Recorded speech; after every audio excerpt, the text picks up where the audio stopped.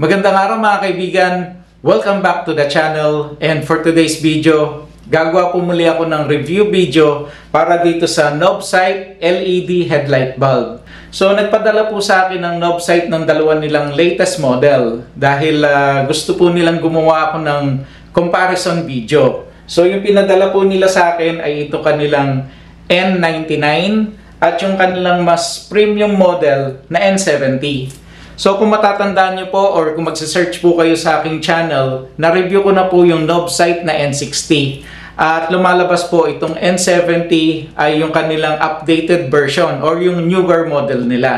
At sa ating paggawa ng comparison video, syempre i-unbox natin to. Check natin ano ba yung mga included sa kanilang mga box. And then check din natin yung kanilang mga build quality. Tignan natin ano ba yung itsura ng kanilang mga LED bulb. And then, pag-usapan din natin yung kanilang mga specification. At pagkatapos nun, ay isa-isa ko po itong i-install doon sa aking Nissan Navara. Da-drive po ako sa gabi para makakuha po ako ng footage para makita natin kung ano ba yung mga performance ng ilaw na to. So, wag na po natin patagalin. Samahan niyo po ako at gawin natin to. Again, ito po yung Novsight N99 at ilalagay ko po yung link nito as well as maglalagay din po ako ng promo code sa description box. So, i-unbox na po natin.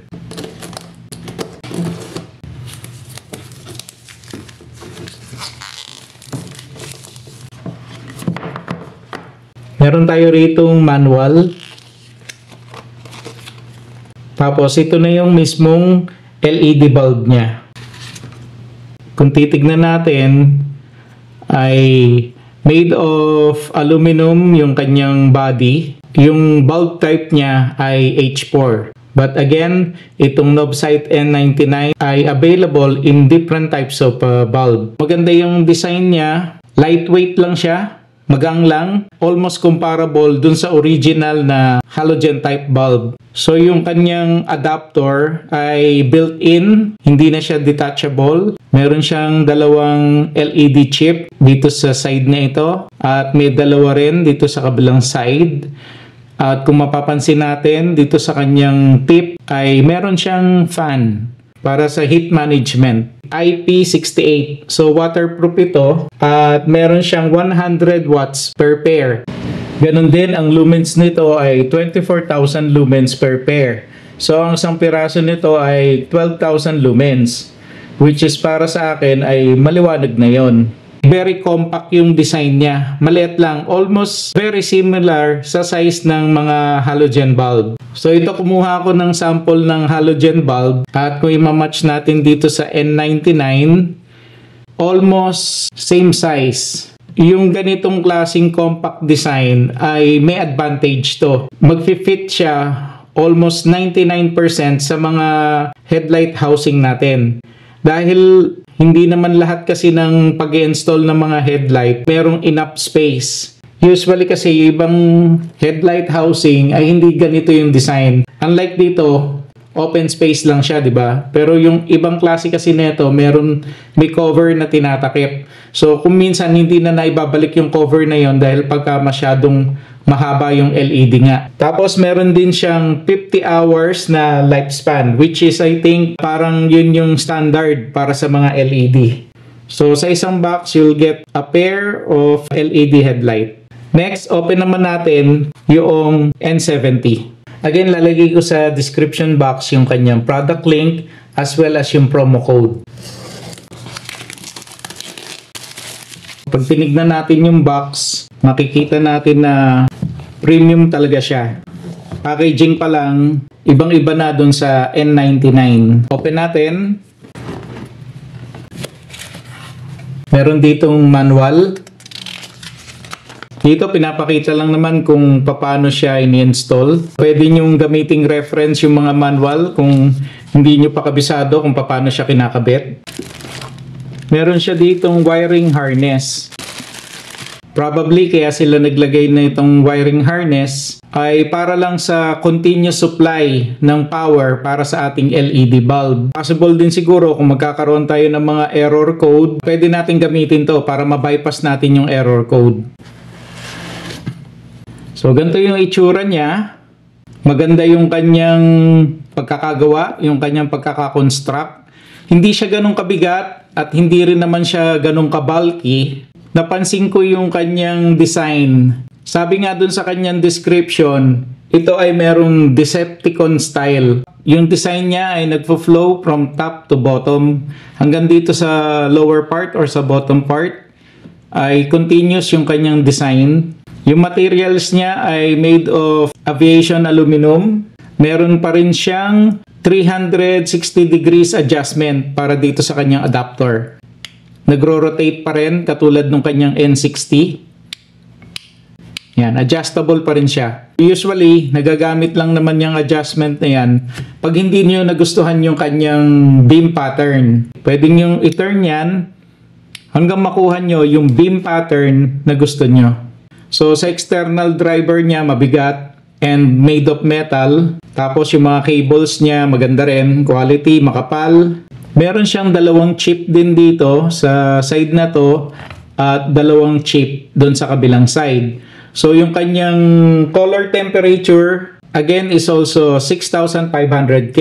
Well, alam naman natin pagdating sa knob sight, pag 6,500, super white na yung kulay niyan or talagang white na white. Ang pair neto ay merong 240 watts. So yung dalawa na yan, pag sabay na umandar, 240 watts. Napakaliwanag nun. Ganun din yung kanyang lumens ay 50,000 lumens per pair. So itong isa na to ay 25,000 lumens. Sobrang liwanag nun. Mas maliwanag pa yon compared dun sa N60. Tapos waterproof na rin to. May rating siya na IP68. Tapos yung kanyang lifespan ay 100,000 hours. So yung N99 kanina nasa 50,000 hours, which is katulad ng sinabi ko, very usual sa isang LED. Pero para sa mga premium LED, usually talaga umaabot siya ng 100,000 hours yung kanyang lifespan. According din dun sa kanyang site, yung N70 ay merong 2 years warranty. Meron din siyang cooling fan. So same pa rin dun sa ating N60 na may cooling fan dito sa bottom part. So ito yung para sa N70.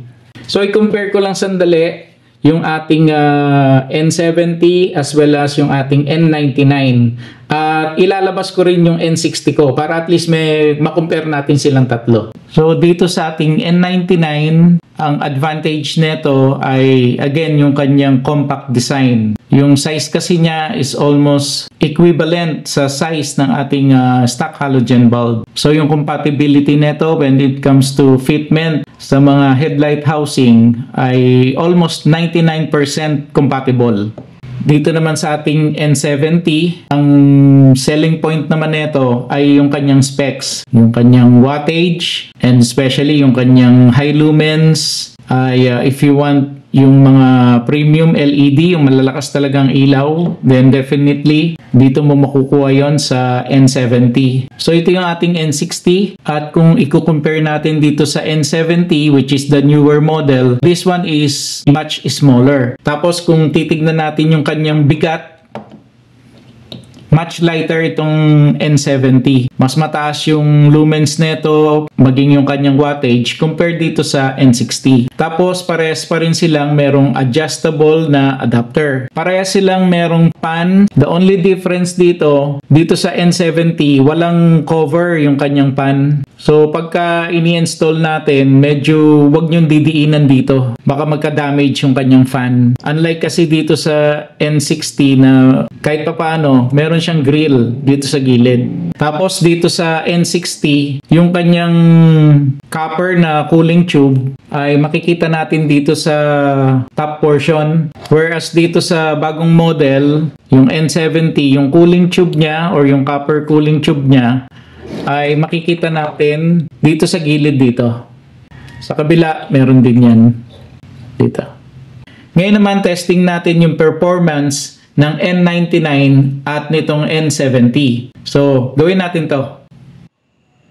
Ito yung aking stock halogen at ang una nating mapapansin ay yung kanyang color temperature. So, yellowish siya in color kasi nasa 3,000 to 3,400 lang yung kanyang Kelvin reading. Ganon din yung kanyang wattage typically nasa 60 to 80 watts lang yan. Kung minsan may mabibili tayo na nasa 100 watts. Tapos kung check naman natin yung kanyang light beam, hindi siya ganun kalakas. Kasi yung lumens niya nasa around 800 to 1,200 lang. So talagang less efficient siya compared sa LED.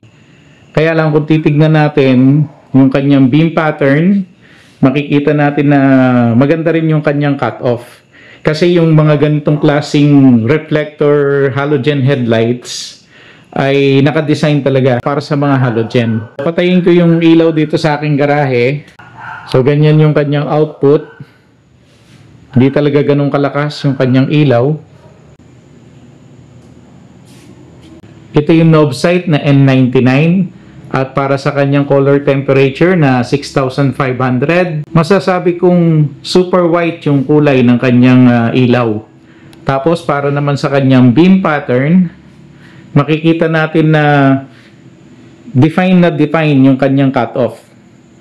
Tapos kung i-compare ko siya sa halogen, masasabi ko na yung kulay nito ay definitely mas malamig sa mata kaysa dun sa yellowish color ng halogen. At para naman sa kanyang light output, definitely ilang beses na mas maliwanag ito kaysa sa halogen. Papatayin ko yung ilaw, check natin.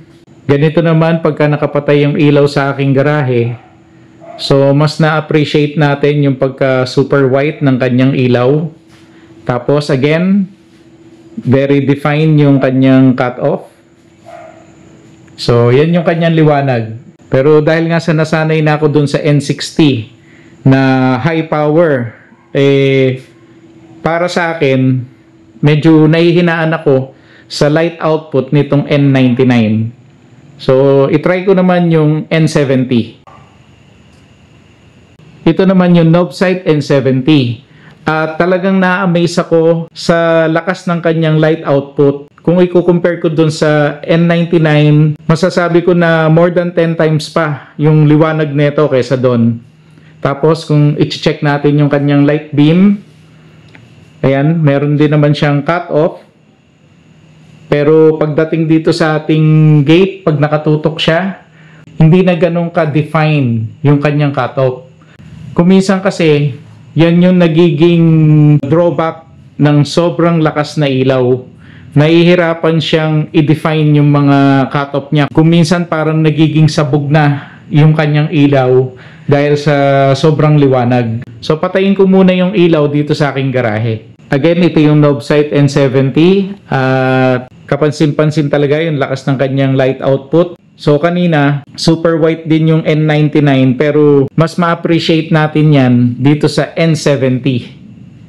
So again, tignan natin yung kanyang beam pattern. Ayan.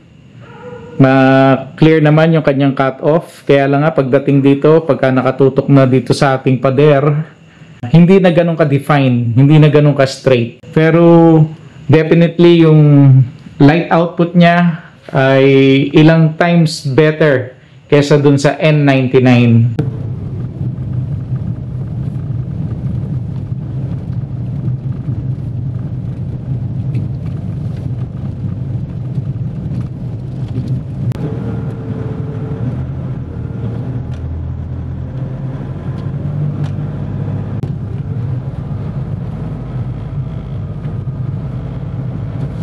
Ito yung aking stock halogen headlight. At kung mapapansin nyo, talagang napakahina nung kanyang ilaw. So kung mag-high beam ako, ganito itsura niya. Low beam, tapos high beam. So mahina siya talaga.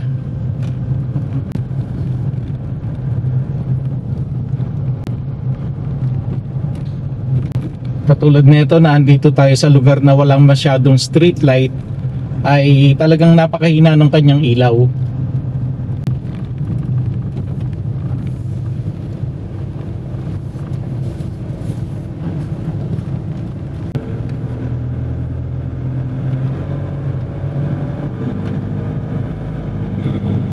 Ito naman yung knob sight N99. At makikita natin dito na mas maliwanag siya kaysa sa stock halogen headlights.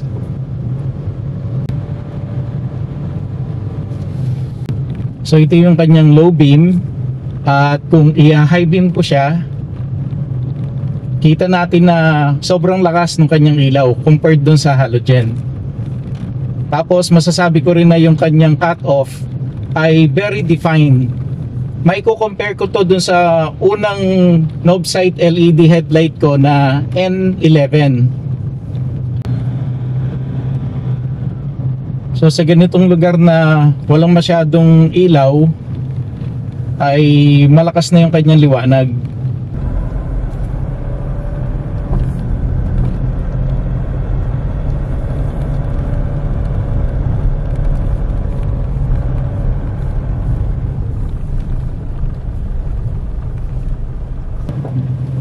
Ito naman yung knob sight N70.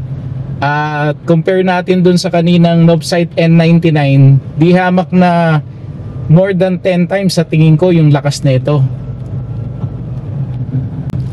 Ito yung kanyang low beam, at makikita natin na naka-spread out yung kanyang liwanag. So ilalagay ko siya sa high beam. So makikita natin na talagang malayo at mahaba yung bato niya. Para sa akin, mas nagustuhan ko yung performance nitong N70. Lalo-lalo na nga, sanay na ako dun sa mga high performance or yung mga high lumens na LED headlight. Kahit dito sa lugar na walang masyadong street lights, maliwanag ng maliwanag pa rin yung kanyang ilaw. Tapos ko na pong i-testing yung kanilang performance. At para sa akin, parehas naman pong maganda yung knob sight N70 at yung knob sight N99. Kaya lang kung tatanungin nyo ako, mas nagustuhan ko yung performance ng N70. Well, siguro dahil nga sa sanay na po kasi ako dun sa mga high performance or yung mga high wattage at high lumens na LED headlight. Pero para sa akin, yung knob sight N99 ay may mga advantages din. Unang-una, yung napag-usapan na natin kanina na 1:1 ratio niya or yung same size ng halogen headlight. Ganon din, nakita naman natin sa performance niya na very defined yung kanyang cut-off. So kahit na maliwanag yung ilaw nito, ay hindi kayo magkakaproblema na makakasilaw po kayo ng mga kasalubong nyo sa kalsada. Basta i-adjust nyo lang po or i-align nyo lang po yung kanyang headlight. Ngayon pagdating naman sa N70, sobrang lakas ng ilaw niya. Tingin ko more than 10 times brighter siya. Kaya lang nga, dahil doon sa lakas ng liwanag niya, ay hindi rin ganun ka-defined yung kanyang cut-off. So kung mahilig po kayo sa mga high performance na LED headlight, ay mai-recommend ko po sa inyo itong N70. Basta ang advice ko lang po ay i-adjust nyo po or i-align nyo ng maayos yung kanyang headlight. Ang mas maganda po nga dito ay habang nag-a-adjust kayo, ay i-tilt nyo pa ng konti pababa. Nang sa ganon, kahit na medyo sabog ng konti yung kanyang beam sa dulo, ay sure kayo na hindi kayo makakasilaw sa oncoming traffic. So, ganon din po, gusto ko pong gawan ng video yung proper installation ng N70 using itong wiring harness na kasama sa box. Para at least sa mga interested dito sa N70, ay makagawa naman ako ng proper video installation. So sana po nagustuhan nyo muli yung video natin ngayon. And please like, share, and subscribe to my YouTube channel. And don't forget to click the notification bell para lagi po kayong updated every time na mag-upload po ako ng bagong video. So mga kaibigan, marami pong salamat and I will see you again on my next video. God bless!